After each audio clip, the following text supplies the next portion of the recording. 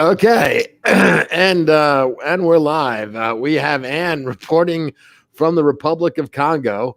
As you can see, it's nighttime there. It's very dark. And have you encountered any wild animals there? Ebola-ridden zombie people. What's it like on the ground there in the Congo? Well, there are a lot of people smoking pot. Yeah. A lot of people who seem to think they're going to be movie stars. Yeah, I haven't made it to the Congo yet. Okay. I'm still in a tent. You're still in a tent. Well, I mean, it's going to be the same tent you use when you get to the Congo. So, uh, okay, so a lot of pot smokers, a lot of that skunk weed smell. I'm guessing, and it's legal though there. So at least they're not breaking the law. The oddly like California, coincidentally. Yes, very similar there. Now, so you had a brush with stardom recently. Do you want to tell us a little bit about that? God, another of my odd jobs. Yeah, but you got to meet a real life celebrity who turned out to be you were less than impressed with his personality, shall we say? Yeah, I think what I told you was that he was a whiny little bitch, and I knew from the minute he started talking to me that I wasn't going to like this dude.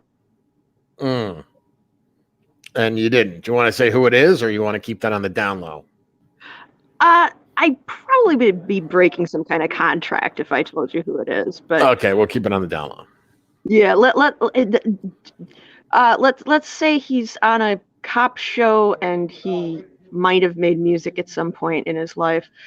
And man, so for those who are just catching up with us, I'm living in Los Angeles because I was fleeing crime in Chicago, but writers in Los Angeles and editors don't get paid any more than writers and editors in Chicago. So I've been doing odd jobs in the entertainment industry, starting as a crew member on a porn set, which it was like $50 for a lot of work. I'd travel there and it would be like 5 or 6 hours and travel back. So I found a job instead being an extra in TV and movies, but they like everything in California, there's a euphemism for it. Like, you can't be an extra, you have to be a background artist. Well, background actor, but the really pretentious people say background artist, just like every okay. Every DJ in this town is an artist. Like, everyone's an artist. Like, fucking Jesus. So yeah, background artist, which basically means you get paid time and a half after 8 hours of standing around eating sandwiches and reading, and you get double time after 10 hours of standing around eating sandwiches and reading. It's kind of my dream job, because ever since I was a little kid, I was like, could I somehow get paid to sit and read? Because that's kind of all I like to do. And for a while, I could do that for a living, because book critic was still a thing. I did that at the Chicago Reader, but rates for that have gone. You used to get paid $700 or $800 to write a semi-long, semi-involved book review, and now, you'd be lucky to get paid $5 for that. I mean, the most I've ever gotten paid in the aughts or the teens for a book review. Well, no, in the teens. In the early aughts, you got paid a lot, but in the teens is like $100. So instead, I'm getting paid to sit on a set and read. I made $200 at the job you're talking about, but God, this celebrity was such a pain in everybody's ass. Like, and he was a big guy too, like such a little bitch for such a big guy. And as it's not going to be as funny now that I'm telling it to you for the second time, but for those playing along at home, I'm just standing around. Like, you do have to work for a couple of hours. Or by work, I mean stand on set and then shut up and stand around behind people and just be a body that fills in spaces just in case the camera happens to be pointing that way, and it would be awkward if there weren't people standing there. Like, well, they did. You did say that they did like your wardrobe and makeup or hair or something like that. So they, you kind of got that a little bit of that Hollywood experience. Well, that's just because all my clothes sucked. You're supposed to dress yourself, but I was supposed to be a rich person, and I showed up, and they basically were like, "All of your clothes are poor people clothes. We're gonna have to find you some actual rich person clothes," which. It didn't feel glamorous, actually. It felt like standing in a cement lot at 6 a.m., rapidly changing multiple sets of clothes while, you're freezing to death. Oh, okay. All right. So that wasn't that was okay. But I mean, it's still, I mean, that's probably, what actors have to do that kind of stuff, right? When they're on set, they got, change things. I mean, I'm sure the really bigwig people probably have people who actually literally dress them and wipe their ass for them, but you're desperately trying to squeeze some glamour out of my cynicism, aren't you? Yeah. Well, I know people who do that thing, what you're talking about regularly. At least they used to. I don't know if they still keep up with it, but there must be something to it because they keep going back whenever they have these. I don't know what they call them. When they need a bunch of bodies to show up. There used to be these email lists or whatever, and they would always sign up for them and go, and like the pay was sucked, but they said kind of like what you said, it was like free. I mean, they said it was free food, and for the most part, you don't have to do anything, and they always have the hope that they'll get their face in a movie or a TV show in this case. Yeah, well, it's not likely that you're going to get your face in the movie or the TV show, and if you do, only the stoners who are noticing all the shit in the background are going to see it. But I'm very curious about different jobs and different milieus, and so you get to see just how. I mean, at my last odd job, I got to see just how boring making porn is, and now I've gotten to see just how boring making television is. There is some air of excitement when actual acting is occurring, but most of it is just herding people around and people arguing with each other, and the crew really knows what they're doing, but there's a lot of fudging going on, and trying desperately to catch the light before the sun goes down while the stars are complaining that complaining about this and that, and there's it's pretty boring, but you like to read. Yeah. I mean, even if actually the pay rate doesn't suck that bad. It's about on par with any other unskilled, but not bottom of the barrel job in LA. I mean, semi-skilled. It's on par with the salaries and wages for like semi-skilled work, and even it beats a lot of writing work. Especially also, like, you're pretty much guaranteed that, at least from what little knowledge I have of TV and movie shoot days, is they're always really, really long. That's just the nature of that beast. So you're always going to be getting paid, time and a half, possibly double time, because they do usually go 12 hours or longer. Yeah, I mean, this was 14 hours, so I made a good chunk of money basically to just feed my face and read. Yeah, so you get paid, and and it's kind of like an all-you-can-eat practically. So it's not a bad deal. And I think you said that catering was pretty good. Or do they take and there's like waves of snacks all day long. Like what I thought was lunch was just the mid-morning snack. I was like, oh, this is a lovely lunch. And then they packed us into a van and took us to some place where there was like a huge catered buffet. Nice. Well, I guess they don't want people leaving. I guess they don't want people leaving. They can't afford not having enough people at the end of the day, so they got to keep you around, Yeah. They. I'm just wondering, it's in LA, but I mean, what do they do when they have really inclement weather? Or even in LA, and let's say it was like, I don't know, you got like a really bad rainstorm or something, but they needed people on the set that they have to offer them. Oh, we'll pay you more if you stay, Well, the call sheet there's a blank for that, and the call sheet can specify either, we'll shoot only in the rain or we'll shoot only if the sun's out. This day it said we'll shoot rain or shine because most of it was indoors except for some of the parts where I think, well, I wasn't in that scene, but there were a bunch. Well, wow, just about broke my contract there. Most of it was shot inside, but wow, I just saw lawyers flash before my eyes.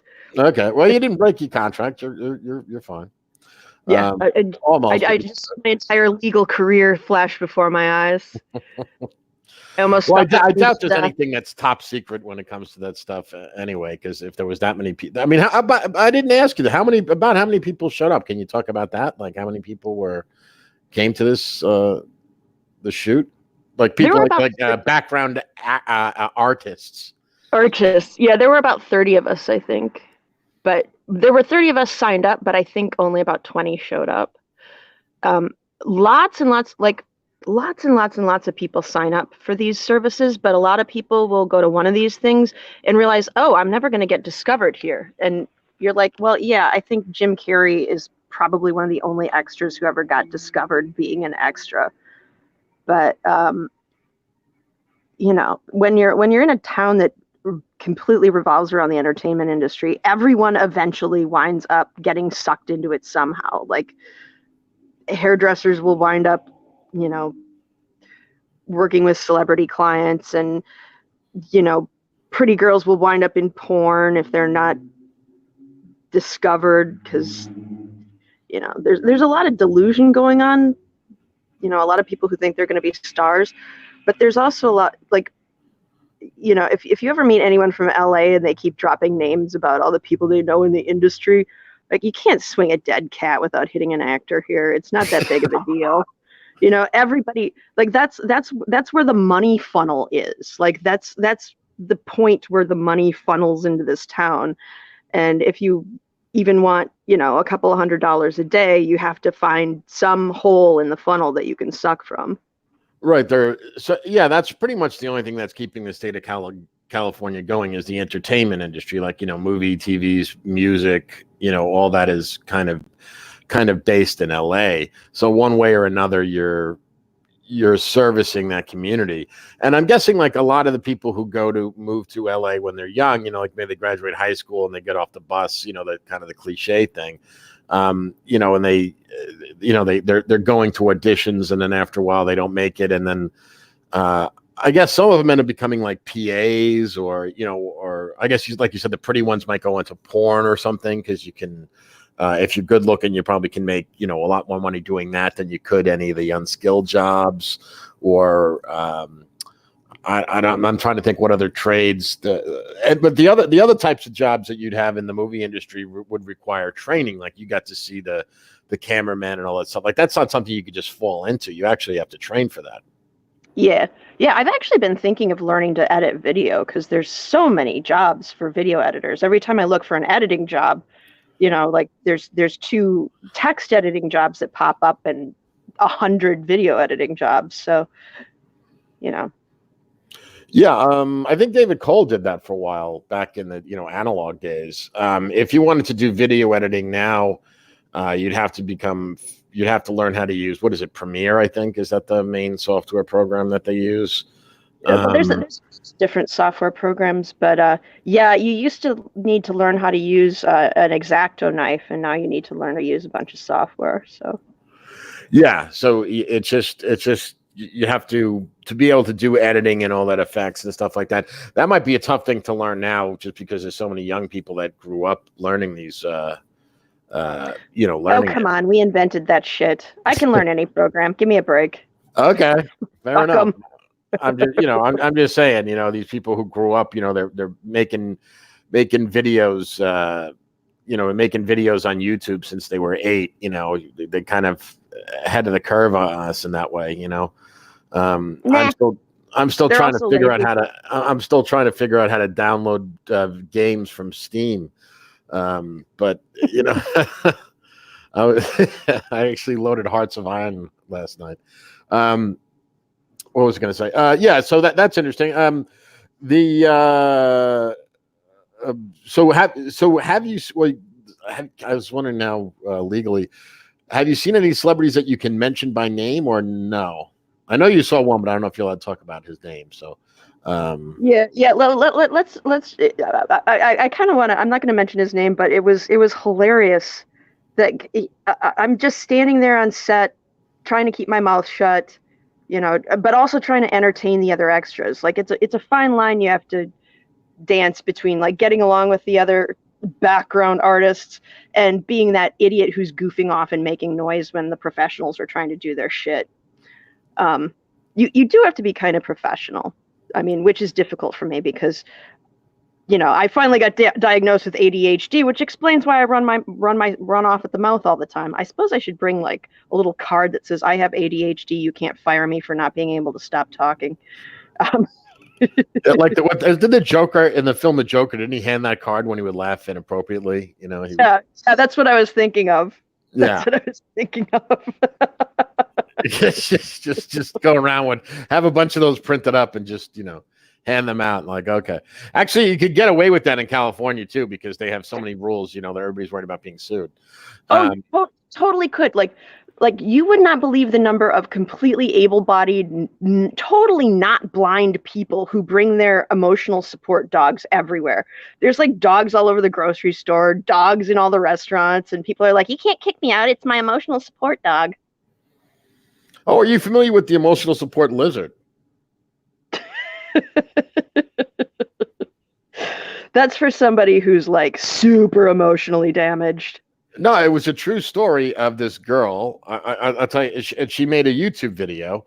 I won't tell you the punchline, what she did for work, but until the end. But so she made this long video about she wanted to bring her lizard to her job, and they said because she said it was an emotional support animal, but they were like, but it's a lizard, and there's a punchline there somewhere. And so she made this long video complaining about it, and but the kicker is the boss is like, "Look, you can't bring Hillary Clinton to work with you, all right?" The funny thing is the girl is a porn actress. Oh God! Oh, my God, take your stuff off my bed now. Oh God! I'm not kidding. She made this video complaining about of all the things to complain about on her about her job or her job site. You can imagine it. I'm guessing, and probably better than I do because you've actually been on a porn set. But of all the things to complain about, hers was that they wouldn't let her bring her emotional support lizard. I'm guessing it freaked out the actors walking around with a boner. He's worried the thing's going to snap it off or something. I don't blame them. She gets a little Komodo dragon with her, for Christ's sake. That's fine. I'll just hide him up my snatch. Yeah, oh God, yeah, that's nasty. I just thought that was hysterical. I think it was Beckloff that played that video, and it was a real video on YouTube, and I was like, oh my God. And you'd think it was a joke, and you're like, no, this chick is serious. Oh my God. That's hilarious. Maybe you'll run into her in LA. Who knows? She'll be at next time you do a porn set thing. Yeah, if I see somebody walk onto the porn set with a lizard, I'll be like, oh, that's the YouTube girl, the emotional support lizard girl. I haven't seen any lizards in the grocery store, but every time you go into the grocery store, there's dogs and shit. And I know they're being assholes and whiny, but I like seeing animals everywhere. I honestly, it's one of those somebody making an exception to the rule for themselves rather obnoxiously, but I kind of like the byproduct that there are dogs everywhere. Yeah, I'm a big dog person, so that wouldn't bother me. I mean, it's but if people started walking around lizards, that would freak me out. But as long as it's just dogs and they're well behaved, then I'd be pretty cool with it. Yeah. I mean, you're not going to see people with cats on a leash because a cat on a leash is just a recipe for a visit to the emergency room. Yeah, that would be pretty funny. But I'm having a flash. Go ahead. No, I was having a flashback to a YouTube video I saw where a bear walked in a store. I think it was a hardware store, and they have the automatic doors open, and the bear walked in, and he just walked through the aisles, and everybody was freaked out. I'm sure it was a security film, and then he just slowly looked around, and then he just walked out and left. It was the funniest thing, as if he went in and said, "Oh, there's nothing to see here," and or there's nothing for me here. I'm not interested. Thanks. Have a good day. And he walked out. So that was pretty funny. Oh my god! But anyway, I went off on a long tangent. Let's see if I can tell this story in a way that's as funny as it was the first time I told it to you. Probably not. Okay, now I've almost completely ruined it. But the don't break my contract celebrity was just sitting there with like headphones on, and I thought he was communicating with the producer or something, but apparently he was just listening to music or some shit, as I found out later. So I'm just standing there trying to shut up, trying to remember where I'm supposed to move and what bullets I'm supposed to duck and all the shit that I'm supposed to do to like make sure I'm not in anyone's way during the scene, but make sure that I'm filling up the amount of space I'm supposed to fill up. And he sits down next to me and he does what apparently he does to pretty much every non-celebrity he sees, which is just to say, "Hey, how are you?" And I'm like, "I'm fine. How are you?" And he pulls off his headphones and goes, "What?" And I'm like, "What the fuck do you think I said? Like, you said, hey, I'm a polite person. I responded to you. Like, were you expecting me to say, like, be kissing your ass? No.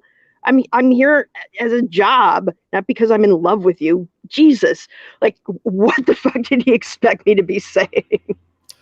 Yeah, I guess. Well, it's funny because sometimes the background artists are given special instructions about how to treat celebrities when they're on set. And I know that there was a joke that Brad Pitt played on who's that pretentious fuck, George Clooney, when they did, I think it was like Ocean's 13. I think they were filming in another country or something, and he got all the background actors that don't look at Mr. Clooney in the eyes. He's very serious. He'll take offense by it. Don't look at him. Keep your head down. Don't talk to him. Don't do anything to him. So, and he didn't know this, right? So they played it, and he's like, "What the fuck is going on? Like, why is no one's talking to me?" Because apparently he's like a joker on set and stuff like that, but no one would look at him or couldn't get anyone's attention or what. I didn't know what's going on, and apparently then they let him in on the joke. But I thought that was funny. Yeah, that was funny. But this I was just like, I don't think I'm gonna like this dude. Who is he? And then I figured out who he was, and I was like, oh well, that's kind of a bitch move for such a big dude. But yeah, you didn't even recognize the guy. He didn't have a face that you recognized. I mean, he is famous, but when you heard his name, you knew him, but you didn't know him by sight. Well, he's changed a lot since the MTV days. Well, don't say any more about him, but who he is. But he didn't look like he did years ago. I guess maybe he didn't age well. I don't know. Well, the thing is, I've never the show that I was assigned to. Like, you don't pick what you get assigned to. So I was not a fan of this show. In fact, I had never seen it in my life. So when I got on the set, I didn't know who was an actor and who was an extra. Ah, okay, right. Yeah, because in LA you can't tell, right? Yeah. Like, everyone was dressed kind of the same, and the PA was speaking to us all pretty much the same. Like, they were in a bad mood, and so it took me a long time to figure out like who the actual celebrities were. Okay. Which probably annoyed the shit out of them, but I'm just there for my money and my free food and to get paid to read a book. Yeah, so they didn't. So like the actors that had speaking lines and stuff, they didn't really separate them from the background actors, right? They were pretty much, maybe the A-list guy who you talked about. He didn't really social. He was in his trailer, I guess. But no, they were all hanging out on set. Like, just people were milling around, goofing around. Like, all the extras were goofing around, and then the actors were goofing around. And then I eventually figured out, like, oh, these people know each other, so they must be like part of the regular show. Okay. And then we started shooting, and then it became clear. Okay. But when so you did it was an indoor outdoor scene. So, because I'm guessing if it was the shoot went on that long, you ran out of daylight at some point. So yeah. Well, we shot the outdoor scenes when the daylight was occurring, and then we went inside and started shooting indoor scenes, and it was really freaky because this was a really weird but kind of cool cool part of the experience. We were in like this mansion, and we were in the living room, and we went inside and started working. I'm bragging about how little work I did, but actually I probably only got to read for about 6 hours. Well, that's pretty good. I mean, you can finish a book, but you had to, yeah, because you had to be shuffled around and move, and you had like a wardrobe change or something. So yeah, there was stuff that you had to do. Yeah, and most of what I had to do was stand around waiting. Right. While they, like it is actually kind of interesting now that I think about it. Now that I remember all the different, like, they'd reset up the cameras and bring in dollies and put shit down to protect the homeowners, oriental rugs, and they'd shoot each scene a couple of different ways, and they'd get, they'd shoot the scene with all the extras in there, and then they'd do like close-up coverage on the actors and some of the props. And so but there was a long period when everybody who was in those scenes was kind of cooped up in this sort of drawing room, salon, living room thing. And when we went in there, it was like 3 or 4 in the afternoon, and so it was still full daylight. But even though California is really warm, it was 65 degrees today in December, like getting close to the end of December, which is amazing if you're from Chicago. Kind of worth all the pain in the ass of living here. It really is. The weather, it's addictive, but it's still winter, so the sun sets at 4 or 5. But while we were in there working, the crew went outside and set up this giant white screen, and they shone light through it, and they sort of made it fade up so that it seemed to be almost twilight for hours. Oh, cool. Yeah. Like this screen was so huge, and they shone light through it so that it would come through the windows of the house and make it look like it was perpetually the same time. Because as the natural light went down, they brought the artificial lights up. And I didn't know that because I'd never done this kind of thing before. And I was just standing there, and things were pretty interesting. So time was moving really fast for me, and I didn't realize that the light quality had been the same for a couple of hours. So when we were, when they didn't need us for a little while and they let us go out on the lawn so that they could do coverage, I walked outside, and what I thought was me seeing twilight through the windows, I walked outside, and suddenly I realized the light that I'd been seeing was fake, and it was completely dark outside, and there were all these lights shining through this huge screen at the house. Yeah. Well, I mean, yeah, because they have to maintain continuity for the scene, right? So like a scene on the show that's like might be a 3-minute scene, could take hours and hours to shoot. A lot of people don't realize that. I remember I was watching, I don't know if you ever watched the Joe Rogan Experience, his YouTube channel. And he had the guy on, I don't know if you're ever familiar with the television show The Sopranos.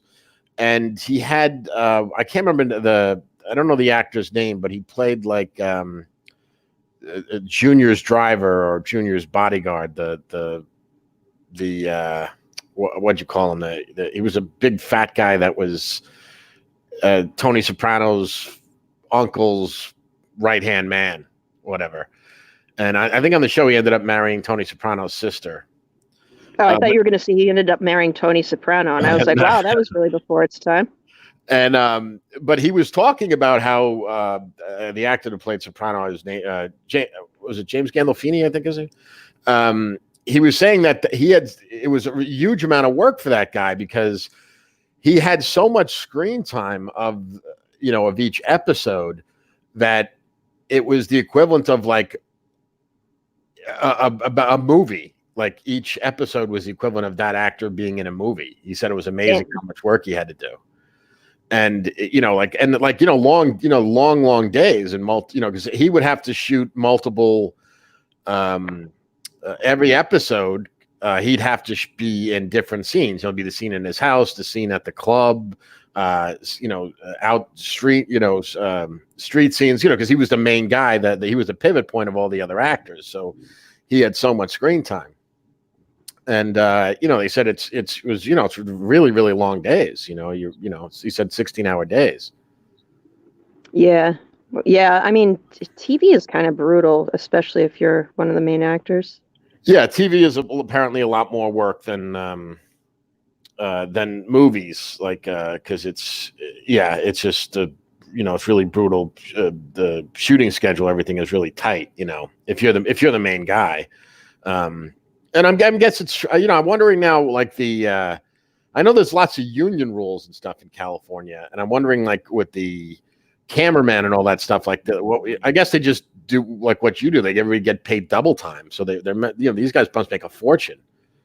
Oh well, I think their base pay is pretty shitty. Like one of them was complaining about how low their base pay is. The cameraman, like actors in commercials. Actors in commercials make a lot of money, but even see, the thing is, the weird. I don't know if it's all over the United States, but in California, if you ever have, I think, if you're an extra and they grab you and they make you do a spoken line, I think you're forced to join the union. No, SAG, right? Screen Actors Guild. There's also ways that if you just are an extra enough times, eventually they'll find you and grab you and force you to join the union, which people are really excited about. Like, oh, I'm SAG-AFTRA, but they make you pay $3,000 to join it, and you get paid a lot more.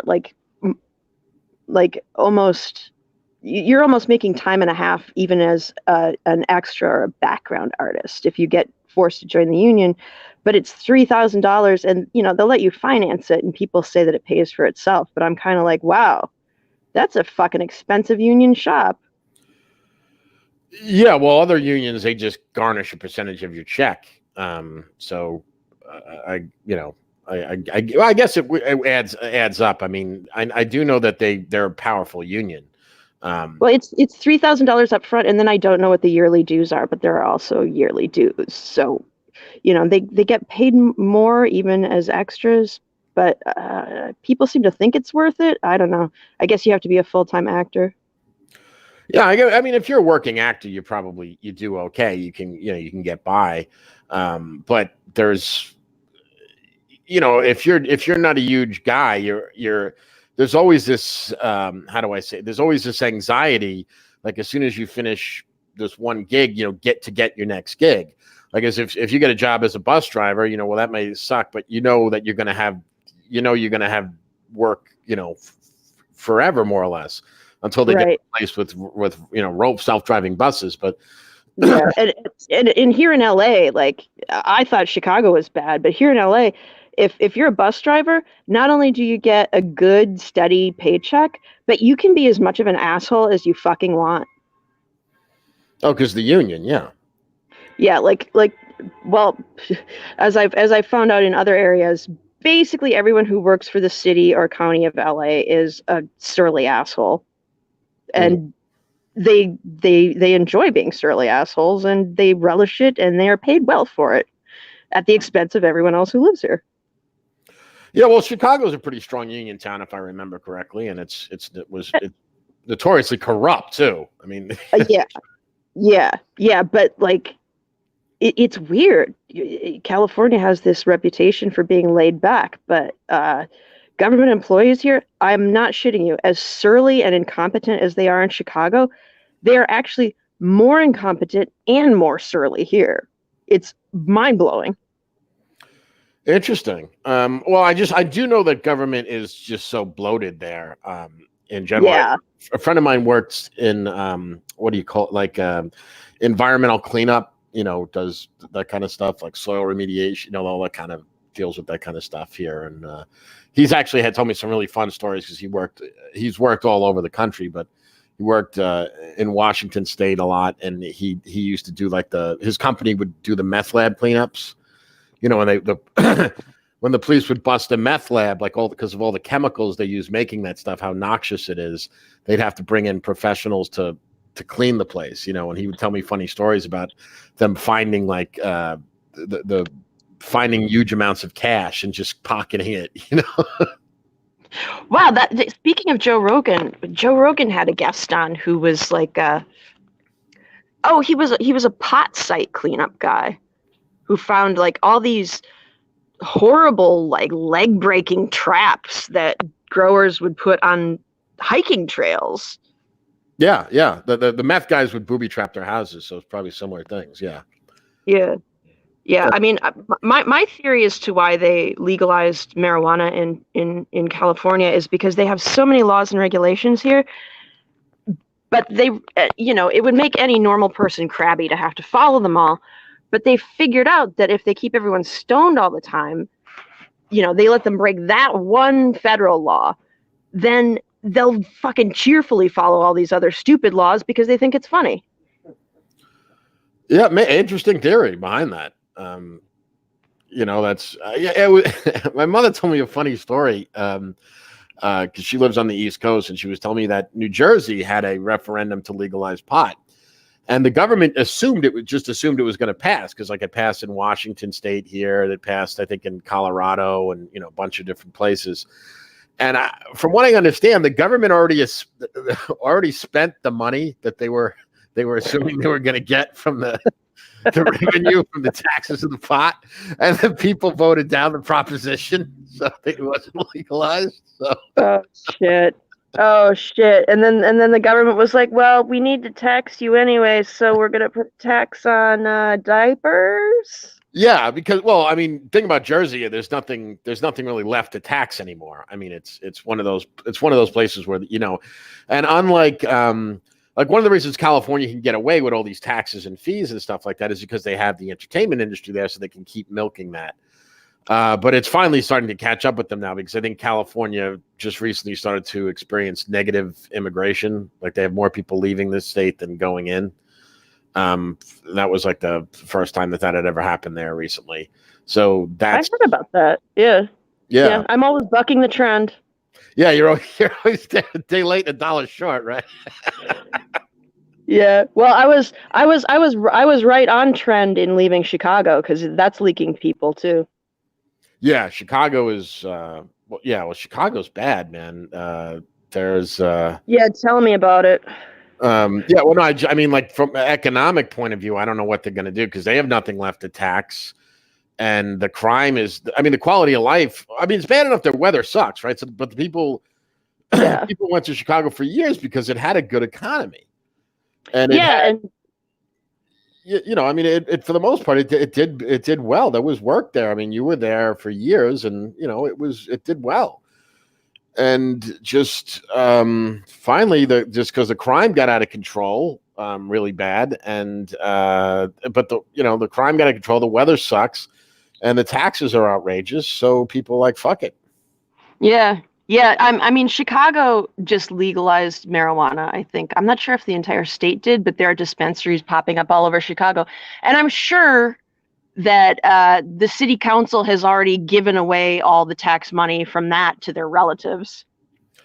Yeah, I mean, sooner or later. Well, the other problem Chicago has, or the state of Illinois has, is because it's so union heavy, and they have all these people, pensioners and future pensioners. They don't have the money for, the long-term payouts of these people because it's kind of like a pyramid scheme the way these things work. So I don't know what's going to happen there. Eventually these counties and cities are going to go bankrupt. Yeah, it's too bad. I'm going to have to learn to drive. No, there'll always be Ubers. That's true. I'm just saying, like, if the cities get bad enough, I'm going to eventually be able to be forced back out to the country, and then I'm going to have to learn to drive, which is a terrifying prospect. From what's up? Ride a horse. Yeah, I guess I could do that, but that also takes a certain amount of. Well, I guess the horse can see. Yeah, they can. Yeah, for those who don't know our shtick that well, I have terrible eyesight, so I don't drive. Also, I'm too nervous to drive. There are many reasons I shouldn't be on the road, but eventually, if the cities are all Mad Maxed out, I'm gonna be forced to either get a buggy and a wagon or just. I mean, I guess you can, or maybe I'll just have to get all my shit delivered via Amazon drone. Yeah, they'll have drones to deliver. In the future, we won't need to go outside. Everything just be delivered by drones. We're pretty much there anyway. But I mean, there's less and less reason to go outside now anymore. It's I mean, there was a book, apparently I haven't read it. I don't know if you've heard about it. It's called Bowling Alone. Mm-mm. Well, anyway, the idea behind it, like, you remember like the stereotypical bowling leagues people used to have? It was kind of a social event people used to do on Sundays or something. Yeah, my grandma was in an article in her local paper about how she was still getting decent bowling scores at 94. Oh, shit. Yeah, she was in a bowling league for like the same one for like sub 50, 60 years. Well, the thing is all those things have disappeared. And the book was basically about how people don't, there's no civic engagement anymore. Everybody is just completely atomized. So no one goes out and does social events anymore. Especially once you leave your 20s, the older you get, the less, I'm speaking for myself. I can, I'm in my 20s. I had so many friends. Now I can count them on one hand. Yeah. Yeah. Well, that's why this whole glamping thing has been so much fun, because I'm meeting all kinds of new people, and a lot of them are younger.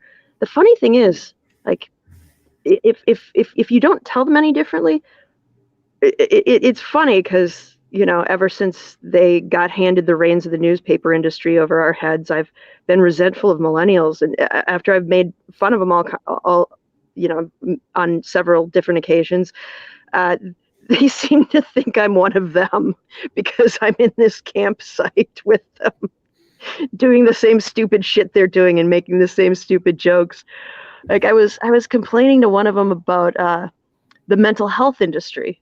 I guess we can go more into that the next time we convene.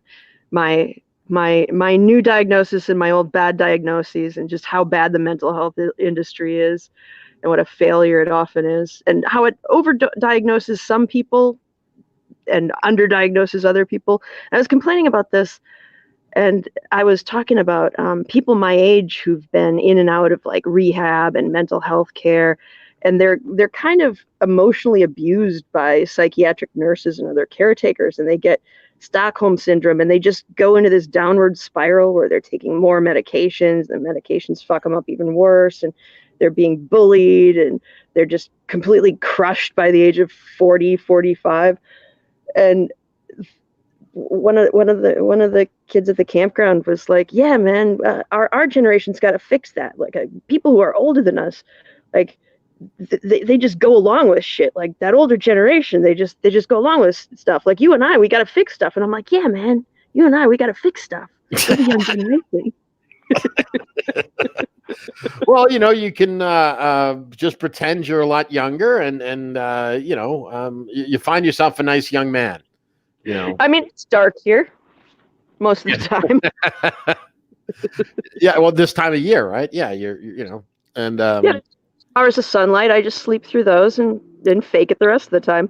Yeah, man, let's drink some PBR. Of course, PBR that was a hipster thing from 15 years ago, but avocado toast, that's just a stereotype.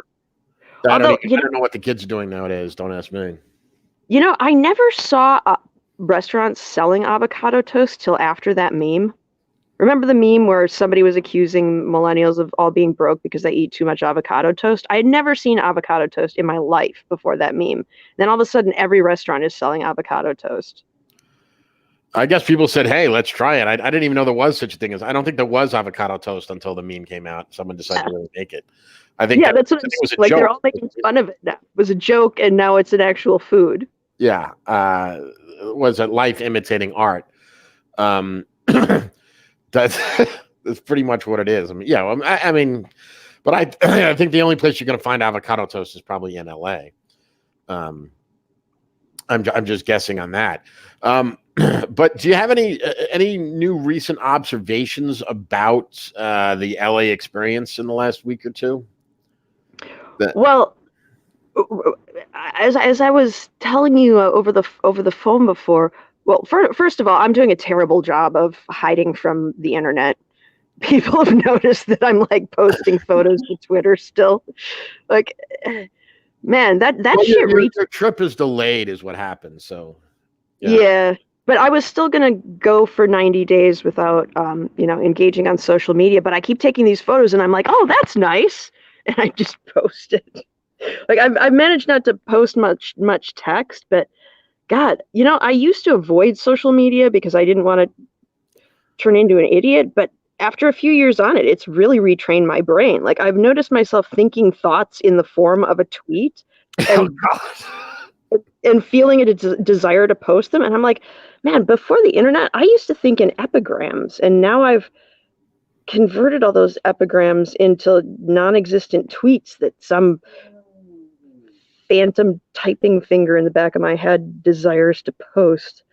It's bizarre. But the thing that I was telling you about LA is, for those who are just catching up, I was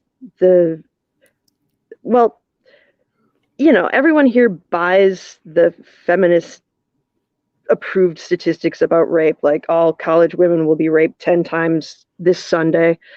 I don't know what the official statistics are, but everyone will like nod and, oh yeah, that's terribly oppressive. I have to deal with that every day. Every time I go out, I have to think about getting raped. And it's like, actually, rape is kind of rare. And I don't think people who talk about those statistics even believe them. And the reason that I know this is because everyone here professes to believe them. And, I have some kind of mental disorder where I just say whatever's on my mind instead of euphemizing. So when people ask me, like, what are you doing in LA? And how's your last year been? And how did you get here? I'll warn them, like, I don't think you want to hear that story. It's dark. Mm. And they're thinking it's going to be like a breakup, or, he didn't call me back, so I ran to LA, or I was in Chicago theater and I wasn't making enough money, so I decided to see if I could strike it rich out here. No, I'm one of those rare cases where somebody actually broke into my apartment and raped me. And I start telling people this because I figure, they want to hear it because that's their ideology, right? Like they want confirmation of their ideology. But they don't actually believe their ideology. And I can tell this because they freak out when I tell them this shit. And they get all uncomfortable. They're like, oh, man, I don't want to hear that. Like, it's terrible. And I feel sorry for you, but I don't want to hear that. It makes me feel uncomfortable. Like, I don't want to talk about that. It disturbs my vibe. I'm trying to mellow with some pot. Wait, but you were just talking to that guy about how he's oppressing you because of rape culture. So you don't believe that rape culture exists? Is that why you're so freaked out by my real life experience? I just, it makes me uncomfortable. So why do you talk about it all the time? No, it's true. It's ridiculous how these people, they're always. I mean, if the world was nearly as bad as the way that they say it is, these little snowflakes wouldn't survive 10 seconds. I mean, they survive about as long as a snowflake would in an oven. So it's their mere existence that they're still alive is proof that the world isn't as they describe it. So that is something I would find annoying, being around that many young people, because they're overwhelmingly liberal, and this type of, and especially the type of liberal that you have now is not the type of liberal that you had when we were in our early 20s. So I couldn't deal with it. Well, I'm actually finding, in my free fall through hostels and glamping and all these other weird little places where young people hang out, they're not as bad as the internet makes them seem. And there are a lot of young people who have a lot of common sense and a lot of fun to hang out with. It's just the people who have the loudest voices on the internet are always the biggest shitheads. Yeah, I suppose that's true, right? Because the way the internet is, it's going to amplify. It's whatever the loudest voices are, it just amplifies them. So it might give you a skewed view of reality. But at the same time, I mean, if you do live in a city like Seattle or LA or, God forbid, Portland, I do see these huge protests out on the streets and stuff like that, and them bitching about something about whether it's Trump or climate change, and they're just coming out in huge numbers. Yeah, yeah, but there are equally huge numbers who don't give a shit about politics, or they're more interested in Andrew Yang than they are in the real Democrats, or they're actually for Trump, or Ted Cruz. I that's got to be true. Like the funny thing is that there was just, I don't know if how much you paid attention to the news lately, but there was a big election in the UK where the Labour Party, I think it's called over there, got destroyed, and so it looks like now they'll actually will be a Brexit, believe it or not, and they're all screaming on the internet and stuff like that. Paul Joseph Watson making fun of them and everything. It's kind of fun to watch, but they're just literally melting down, kind of like what happened when Trump was elected. People like saying, "Call an ambulance, someone's got to fix this."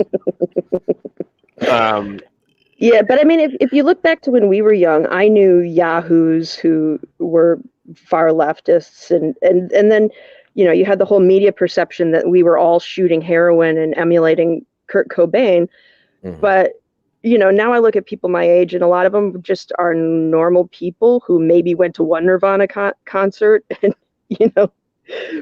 believe that all people are created equal, but, just work normal jobs and mind their own business and raise kids. Yeah, that's true. I mean, it to some extent, it'll be something that people grow out of,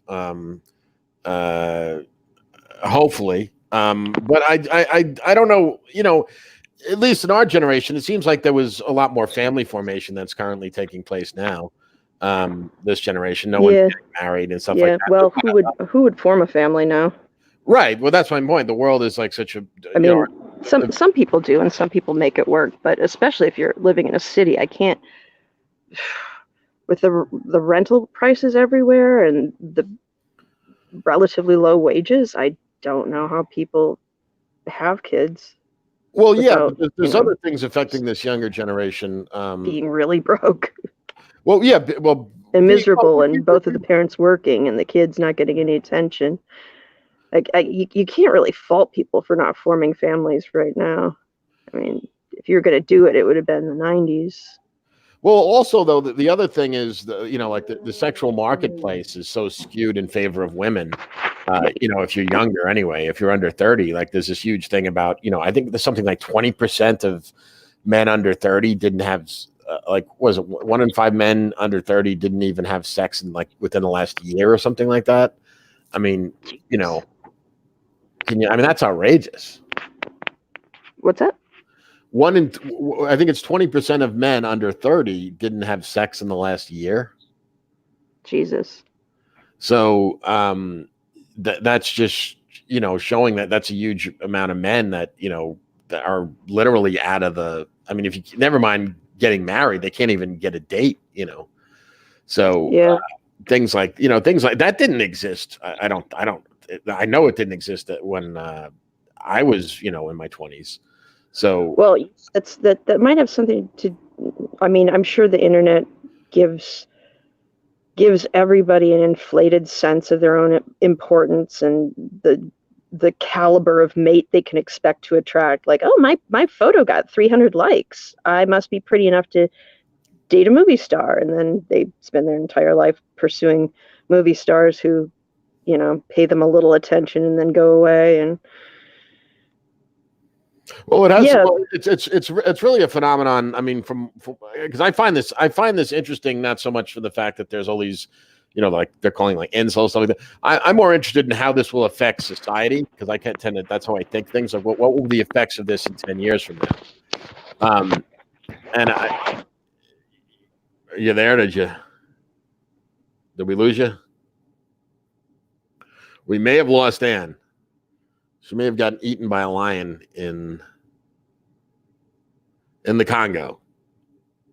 Anyway, we'll see if we can reestablish connection with her.